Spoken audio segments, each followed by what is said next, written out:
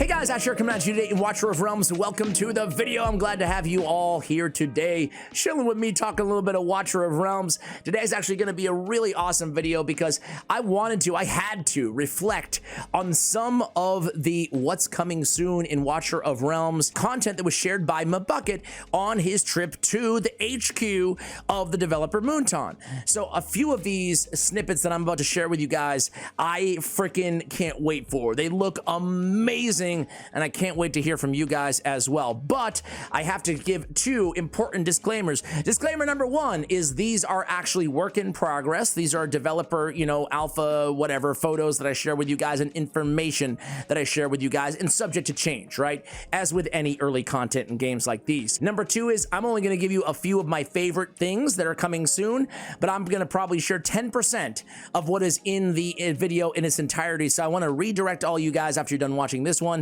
to the full 1 hour interview that Macucket had on location. All right, so let's jump into it here. Actually, before we jump into the good stuff, which is Guild Boss 2 and a lot more, I wanted to, this is at the end, it's a creator CC questions, and I forgot what question I even submitted, to be honest with you guys, but it was a very ironic one that some of you guys who watch all my content here, you'll probably get a kick out of it, okay? So let's listen in. Are there other heroes that you think the players are sleeping on at the moment that we should be using more? I'm not sure if What heroes are players sleeping on that we should be using more? That was my question. I always like to hear from the developer which heroes that they think the player base is kind of sleeping on, right? Because they would know best. They designed the game. my answer is gonna be popular.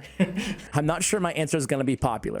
So a hero that we're not using, basically, like that you think is really good. I have seen a lot of negative feedbacks on Shamir. Shamir. Is that- Oh, you yeah, like his Shamir? Shamir!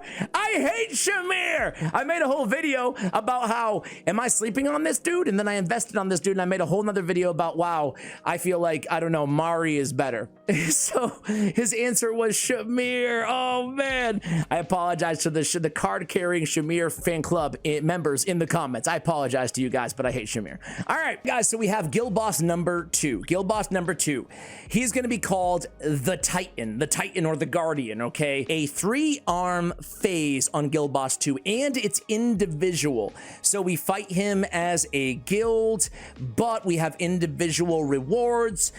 It sounds, again, you can watch the full interview for a little bit more context here, but it sounds like we're not really working together, even though it's a guild boss, which to me is a little bit counterintuitive, but maybe I missed some of the nuance behind that. Either way, the fight looks cool, and so does the design, which I'll share with you guys in a moment. So it's a 3-arm phase, okay? So it's kind of like a rotation, right? And then there's a vulnerable state. So phase 1, phase 2, phase 3, all in the same fight, and then a vulnerable state after that. Seems very interesting. So here it is, the shield, the fire, and the chainsaw. Those are the 3 arms, so to speak, of the guild boss. Now, here's a quick little look at the actual guild boss and kind of the aesthetics of the dungeon or the area that we're going to be fighting him. What do you guys think? It looks pretty interesting to me. It looks pretty badass to me, honestly. I'm pretty pumped to see what they do with this new guild boss, how the mechanics will work, and just in general, how the rewards will be on top of all of that. But it'll be interesting to have 3 arms in a rotation and having to plan strategically for each of these 3 arms to enter into that vulnerable state, kind of how we have after the shield, the destructive spit on the current guild boss. What do you guys think of the aesthetics and the whole design around the Titan guild boss 2? So the next one, guys, is chapter 10 campaign. Honestly, guys, I've been totally neglecting campaign, like big time. I haven't finished chapter 9 personally. So I am not like, it's not that I'm not excited for chapter 10. It's just I feel like there's so much content, but maybe it's where I am in the game. I'm 152 days into the game right now. So there's only so much time for so many different areas. And once you get to a point, that plateau in this game, right?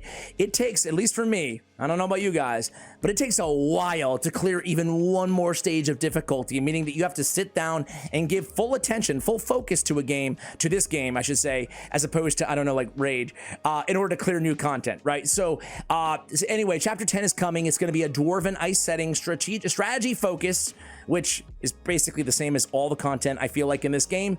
Get revenge on Azor. Poor Azor, why do we need to get revenge? It's just the storyline. Here's a look at the aesthetics of chapter 10.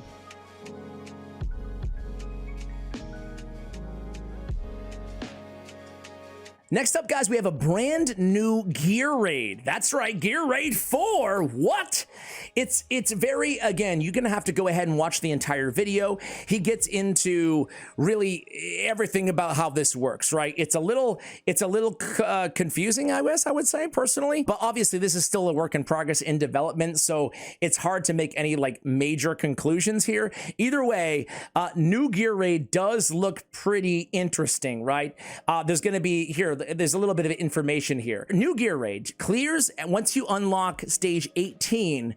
In the current gear raids, you're gonna unlock the new gear raid. There's gonna be new sets, new materials. You can craft selected sets. You can't select the slots, but you can select the sets in gear raid 4, this new gear raid, and you can farm it with stamina. There will be rotating bosses as well, multiple bosses rotating, and each boss will have its own affiliated sets. Again, I would refer you guys, I'm purposely trying to not give all the info here because I really want to give credit where credit is due and have you guys watch the entirety of the interview. But there it is, guys. We're getting a new gear raid. We're getting a lot more stuff that I didn't mention as well, so check it out. We're getting a bunch of new heroes, obviously, right? And I still want them to buff the old heroes personally. That would probably be my new question is, how about as you keep releasing all these amazing new heroes to the game, you give some love to some of the oldies too, right? Some of the oldies. But either way, he gives a lot more than this. Obviously, this video is 8 minutes long, just sharing some of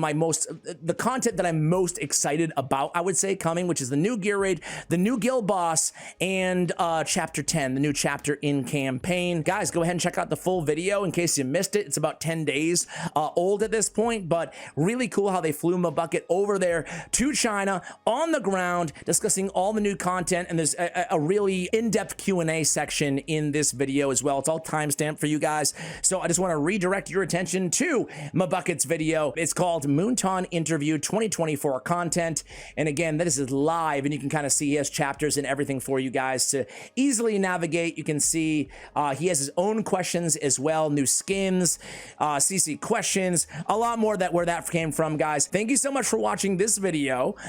Let me know what you think of this new content. Is it exciting to you? Is it as exciting to you? Does it look as cool as it does to me? Let me know in the comments below. Much love, and as always, take care, guys.